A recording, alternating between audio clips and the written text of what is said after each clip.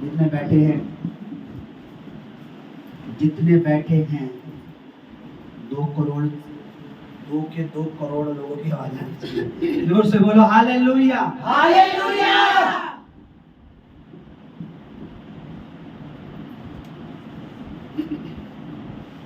कभी सोचा है, कभी अंदाजा लगाया है, कभी फील किया है, कभी महसूस किया है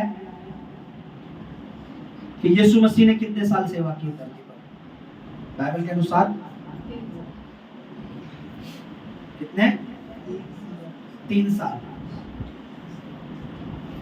3 साल सेवा करने के बाद कितने मेडिकल, कितने चमत्कार, कितने हीलिंग, कितने डिलीवरेंस हुई, कितने लोगों ने शिफा पाई? बाइबल बताती है हजारों की भीड़ यीशु मसीह के ऊपर गिरती थी। और हजारों की भीड़ कितनी हुआ करती थी, इसका अंदाजा तब ऐसे लगा लीजिए कि एक बार रोटी जब प्रभु यीशु मसीह ने डिस्ट्रीब्यूट की, तोड़ के दी, 5 रोटी 2 मछली, तो बाइबल में लिखा 5000 तो खाने वाले सिर्फ पुरुष थे। कितने थे? उसमें महिलाओं की गिनती, बच्चों की गिनती, बुजुर्गों की गिनती। तो इसका मतलब वहां 20, 25, 30 हजार लोग थे। समझ रहे आप? क्योंकि अक्सर देखिए सेवकाई में जो होता है, पुरुष बहुत कम आते हैं, महिलाएं बहुत ज्यादा होती हैं।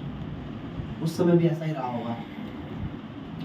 लेकिन कभी सोचा है कि इतने लोगों की भीड़ में, इतने चमत्कार देखने के बाद, मेडिकल देखने के बाद, हीलिंग लेने के बाद, चंगाई लेने के बाद यीशु मसीह के पास 12 चेले क्यों थे?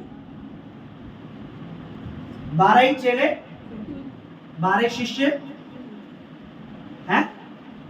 जबकि आप आज के पास्टरों के पास 1-1 लाख, 2-2 लाख लोग होते हैं, है ना?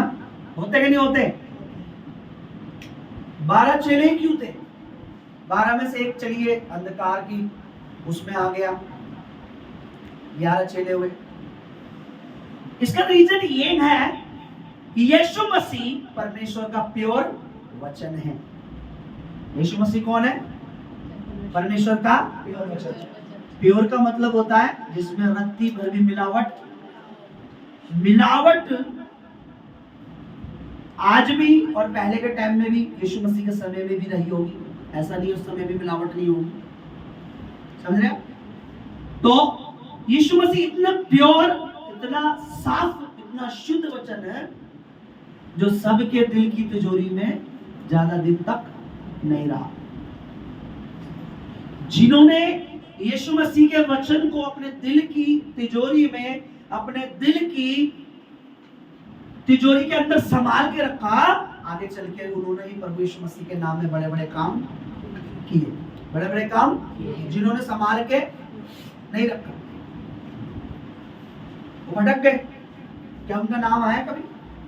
5000 लोगों का नाम है बाइबल में, 10,000 लोगों का नाम है, पतरस का नाम है, पौलुस का नाम है, यूहन्ना का नाम है, याकूब का नाम है। ये वो लोग हैं जिन्होंने प्रभु यीशु मसीह के वचन को अपने दिल की तिजोरी में और औरों को फिर बाद में सिखाया।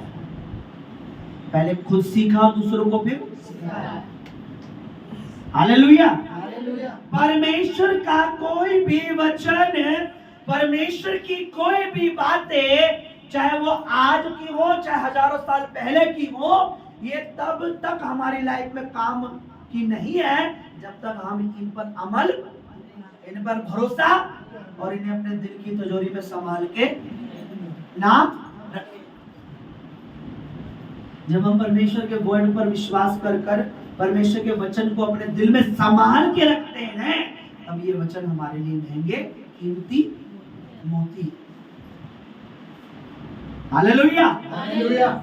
बाइबल में एक जिक्र है, एक व्यक्ति को एक खेत में कीमती मोती मिले, है ना? बाइबल में उदाहरण है, यीशु मसीह ने दिया। और मारे खुशी के उसने अपना सब कुछ बेचकर उस खेत को खरीद लिया। उस खेत में से उसने वो धन नहीं लिया, पहले उसे पता है इस खेत में क्या है, कीमती मोती है।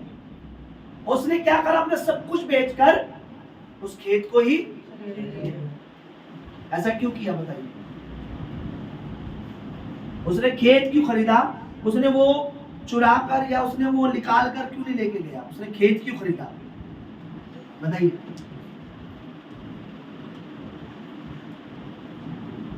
उसने, उसको मिला, जब मोती मिले तो वो मोती निकाल कर क्यों नहीं ले गया? उसने अपना सब कुछ बेचकर उस खेत को क्यों खरीद लिया? हाँ, एक बार निकल सकते हैं तो और भी निकल सकता। और कोई बोलो, कैलकुलेटर लगाओ भाई अपनी ये कुछ हर बताओ। बार मोती की फसल होती नहीं। अच्छा, मोती की फसल होगी, वैसे मोतियों की फसल होती नहीं है। होती नहीं। हाँ, और कोई बोलो, बोलते रहो, अच्छा बात है, कोई बात नहीं, चटपटा हो जाए कुछ बात। आपको पता है उस खेत पर उसका लीगल अधिकार है। अब जो कुछ खेत में है वो उसका है। खेत, मैंने हमेशा बताया है कि परमेश्वर से एक बार ले लोगे, परमेश्वर को छोड़ दोगे, कोई बड़ी बात। जिंदगी भर परमेश्वर को अपने साथ लेके रखोगे, बार बार पालोगे, बार बार पाओगे। नहीं समझे मेरी बात? आपने एक बार लेहन कराया, मसा आया, आपका काम हो गया, आपने फिर उस अनंटेड दास को गालियां निकाली, भला बुरा बोला या कलीसिया को बोला, चले गए। आपने उस समय तो पा लिया, छुटकारा मिल गया, ब्लेसिंग भी मिल गई, आशीष भी मिल गई, लेकिन आप बने नहीं। फिर अगली बार क्या, नेक्स्ट क्या होगा? समझ रहे आप? उसने खेत ही खरीद लिया कि अगर गवर्नमेंट को पता भी चलेगा, अगर किसी को पता भी चलेगा तो मुझको कोई जेल नहीं भेज सकता, और जो खेत ही अगर मेरा है तो खेत में जो कुछ है वो भी मेरा ही है। ये लीगल है, ये सही बोल रहा हूं? अगर आपका कोई खेत है और आपके खेत में कुछ निकलता है तो वो आपका है, समझ रहे हो? लेकिन वो किसी और के खेत में निकले और आप उसे बोले ये मेरा है, तो जेल होगी। जेल होगी कि नहीं होगी? उसने बड़ा दिमाग लगाया कि मुझे अगर ये सब चाहिए तो मुझे पहले क्या करना पड़ेगा? आपको मुझे पहले परमेश्वर को समझना पड़ेगा। मुझे और आपको परमेश्वर की वैल्यू समझनी पड़ेगी। निकालिए जरा इस वचन को।